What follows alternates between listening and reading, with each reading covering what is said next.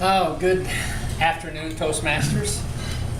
I'd like to tell you a little bit about Standing Rock. I don't know if all of you are aware of what Standing Rock is, but it is a protest in South Dakota against a pipeline, oil pipeline coming from the Bakken fields and going to Illinois. It's an 1,100-mile project, and it is good. It would be good for fuel, not so good for Earth, and thus this protest has originated. It starts at a place called the Standing Rock Reservation. Standing Rock Reservation was established in 1868 by our U.S. government. It has been reduced in size twice to a very small portion of South Dakota, south of the Missouri River. And it is run by the tribal governments. It consists mostly of Lakota and Dakota tribes, and it is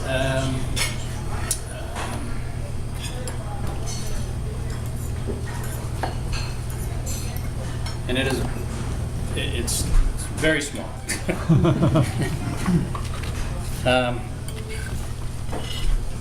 In April, the pipeline was originally designed to be 100 miles from where it is now.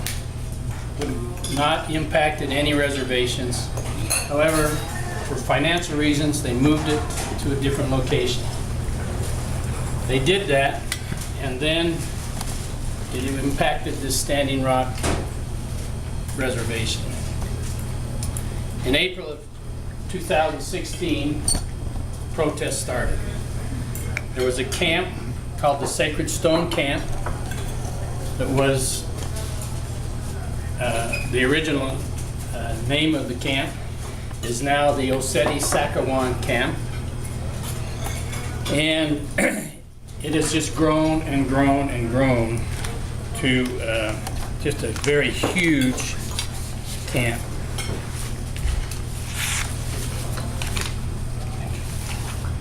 This is what the camp looked like about 3 weeks ago. All different tribes are in this camp. As you can see, there's a little bit of snow here. The temperature that day was -2 degrees. With a wind chill of about -22 degrees. And here are these people, as you can see, in tents and teepees and yurts. An incredible dedication to this cause, to this protest. We talk about false news, and it's incredible how prolific this is. This was a picture put out about the confrontation between the military and the police and the protesters. And it was that the military were burning teepees, burning the camp. This is actually a picture from a movie. And this is how things get started differently and are wrong. They had to move the camp because it was done in a floodplain area. And they moved the camp to higher ground, and in the move, all the refuse was left. And it's going to take $250,000 to clean up the refuse of this camp. So there was an environmental issue. Of course, the proponents of the pipeline jumped on that and escalated that to a huge, huge deal. Our government has taken advantage of these people again.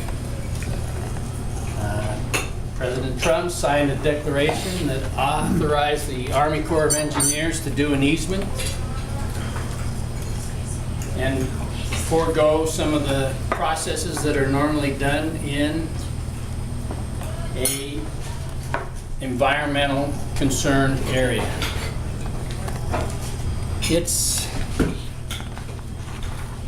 I am not totally against progress. I am against when it affects different people, how it affects them harshly, and how the country stood up for the people at Standing Rock and the government disregarded that emotion.